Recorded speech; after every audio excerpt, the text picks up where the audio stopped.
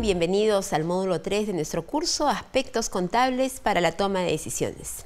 Este módulo se refiere al estado de situación financiera, es decir, vamos a empezar con el primer árbol de nuestra información contable.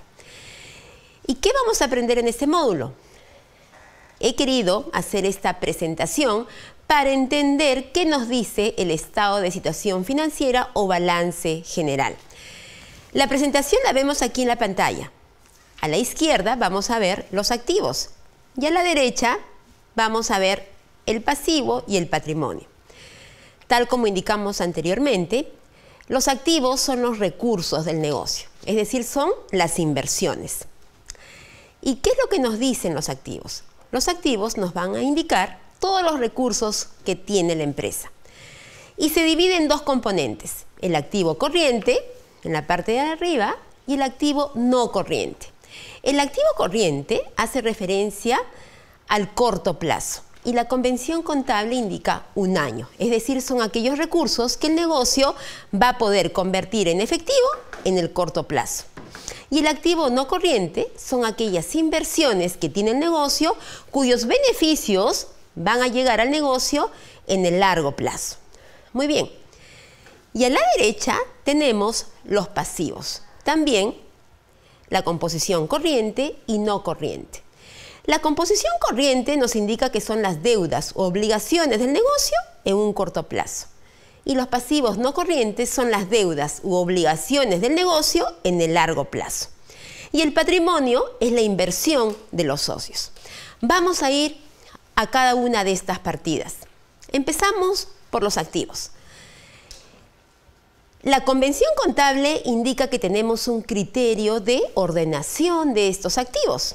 Y los activos se van a ordenar bajo un criterio. ¿Cuál es ese criterio? Grado de liquidez decreciente. Es decir, vamos a tener las partidas ordenadas grado de liquidez decreciente. Es decir, las partidas más líquidas primero y las menos líquidas después. Por lo tanto, nuestra primera partida más líquida por excelencia es el efectivo o equivalente de efectivo. Aquí vamos a encontrar los saldos de las cuentas bancarias del negocio o títulos valor de alta convertibilidad en efectivo. Tenemos aquí el saldo de caja en la bóveda, el saldo de las cuentas corrientes de ahorro, fondos mutuos, plazo fijo, etc. Muy bien. También se le conoce a este tipo de activo como activo disponible. Es decir, estas partidas más líquidas en contabilidad se le conoce como el activo disponible en los negocios. Luego tenemos una siguiente partida, que son las cuentas por cobrar comerciales.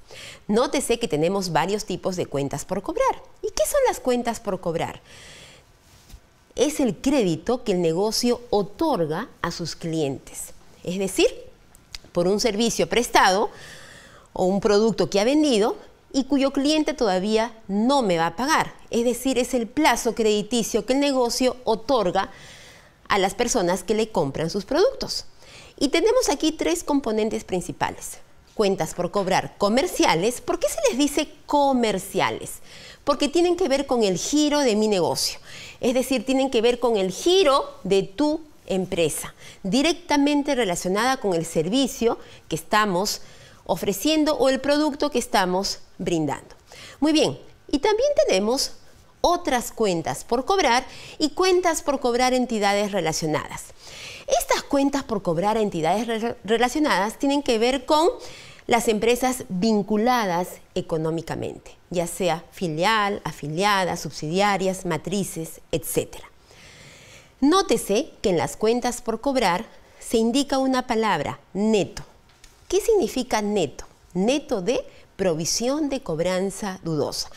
Es decir, aquellos montos que el negocio estima no va a poder recuperar, se recogen dentro del componente de provisión de cobranza dudosa. Por lo tanto, tenemos cuentas por cobrar comerciales, cuentas por cobrar a entidades relacionadas y otras cuentas por cobrar que no están en ninguna de las dos anteriores. A este tipo de activos se le conoce también como activos exigibles. Es decir, tenemos el activo disponible y luego tenemos el activo exigible. Es decir, tengo que cobrar mis facturas para tener el dinero. No las puedo tener líquidas todavía porque las tengo en facturas. Voy a tener el dinero cuando cobre las facturas. Por ello se le conoce como activo exigible. Luego tenemos la siguiente partida, son los inventarios, o también se le conoce como existencias, mercaderías. Y los inventarios son todos aquellos productos que el negocio compra para vender, si es una empresa comercial, o también podría comprarlas para producirlas, es decir, van a entrar a un proceso de producción para finalmente venderlas, si es que fuéramos una empresa industrial. Para el caso de las empresas industriales vamos a tener, por lo tanto, materias primas, productos en proceso y productos terminados. A este tipo de activos que necesito vender para tener el dinero, se le conoce como activo realizable. Es decir, es el tercer tipo de activos, el activo realizable. En contabilidad son los nombres técnicos. Tenemos también una partida muy importante que son los activos biológicos. Y los activos biológicos tienen que ver con seres vivos, es decir, con aquellos seres biológicamente existentes, ¿no? Tenemos, por ejemplo, una vaca, para el caso de los zoológicos, una ternerita, las jirafas, leones, y también tienen que ver con negocios relacionados con aspectos agropecuarios, agroindustriales, etc. Luego tenemos una partida muy importante, que son los activos por impuestos a las ganancias. ¿Qué me dice ese tipo de activos por impuesto a las ganancias? En términos simples, se refiere a lo siguiente. Cuando las empresas calculamos los impuestos por normas contables y también se calculan los impuestos según la normativa tributaria, el cruce y la conciliación de ambos aspectos puede generar un activo por impuesto a las ganancias o bien un pasivo por impuesto a las ganancias. Digamos, en este caso es un activo porque es un derecho que tiene el negocio por haber pagado, digamos, por un servicio que aún no consume. Es decir, sería un derecho que tiene el negocio respecto a este impuesto generado producto de esta conciliación. Luego tenemos una siguiente partida muy importante dentro del activo corriente, que son los gastos pagados por anticipado. Los gastos pagados por anticipado también se lo conoce como gastos diferidos. ¿Y qué son los gastos diferidos o gastos pagados por anticipado? Como su nombre lo indica, diferir es postergar.